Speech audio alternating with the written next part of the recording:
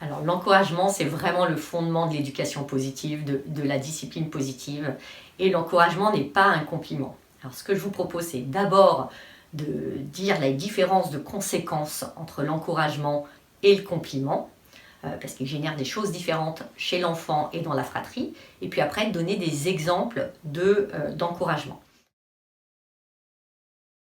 Pour la différence entre le compliment et l'encouragement, on s'appuie sur les travaux de Carol Dweck, qui est une chercheuse à Stanford University et à Columbia University. Et ce qu'elle a montré, c'est que le compliment développait chez les enfants un référentiel extérieur. Ça ne développe pas la confiance en soi, ça développe un référentiel extérieur. On fait pour faire plaisir à d'adultes, et puis à l'adolescence, on fait contre, mais on ne fait pas ce qui est juste pour nous. Le compliment, ce que ça génère, ça va générer des conflits dans les fratries. Là où l'encouragement, Carol Dweck dit que ça génère beaucoup plus la coopération.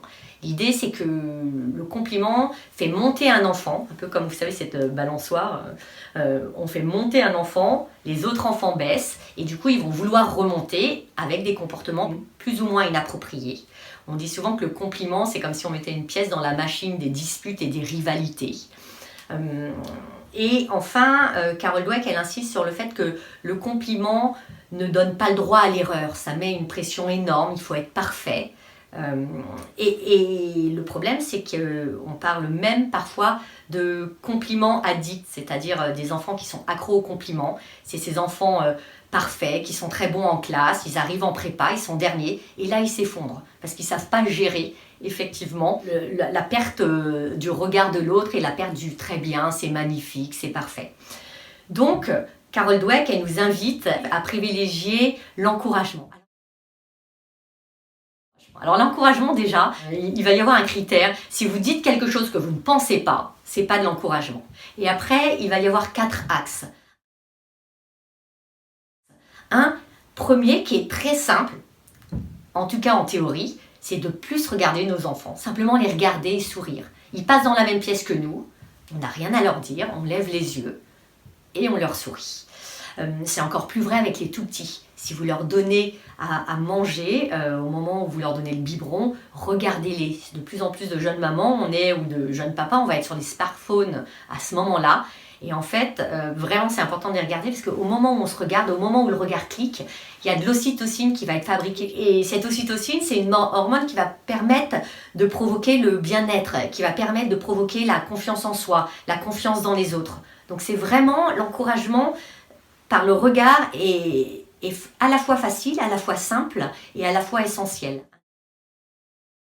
Un autre encouragement, c'est tous les merci. Tous les merci qu'on peut dire pour les petites choses du quotidien. Merci d'avoir préparé un gâteau, merci pour ce dessin, merci d'être resté calme. Et puis ça peut être des merci un peu exceptionnels pour des situations exceptionnelles. Ça, c'est ce qu'on appelle l'encouragement appréciatif.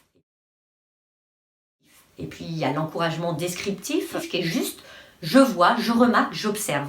Et là, et on voit toute la nuance de l'encouragement, c'est pas forcément positif. Ça peut être je vois tes efforts, je vois que tu t'es accroché dur pour essayer de comprendre ce cours, mais ça peut être aussi je vois que tu n'as pas voulu ranger ta chambre. Je vois que c'était plus important pour toi de gagner plutôt que de passer un bon moment. Je vois que tu es très en colère et tu es très frustré de rester confiné avec nous. C'est voir l'enfant dans ce qu'il vit. L'encouragement, c'est voir l'autre dans ce qu'il est. Et puis, l'encouragement, ça va effectivement être de faire confiance aussi. Faire confiance à l'enfant pour bien faire et pour faire des erreurs et tomber, mais cette confiance dans le fait qu'il va se relever. Tu peux essayer. Et puis, tu penses que tu as assez révisé? Éventuellement, on va lui dire, je suis pas sûre, je peux te donner mon opinion, je suis pas sûre. Maintenant, essaye. Et puis, tu verras bien, je te fais confiance pour apprendre. Je te fais confiance pour surmonter les difficultés qui vont se présenter sur ton chemin. Et si vous voulez prolonger cette vidéo, vous pouvez réfléchir, noter sur une feuille la personne qui pour vous a été la plus encourageante dans votre vie, que ce soit un enseignant ou un adulte. Qu'est-ce qu'il a dit ou qu'est-ce qu'il a fait? Et souvent, Si vous faites cet exercice, vous allez voir que ce qui sort, c'est beaucoup dans « il m'a fait confiance »,« il m'a regardé, il a souri »,« il était là, il m'a écouté ».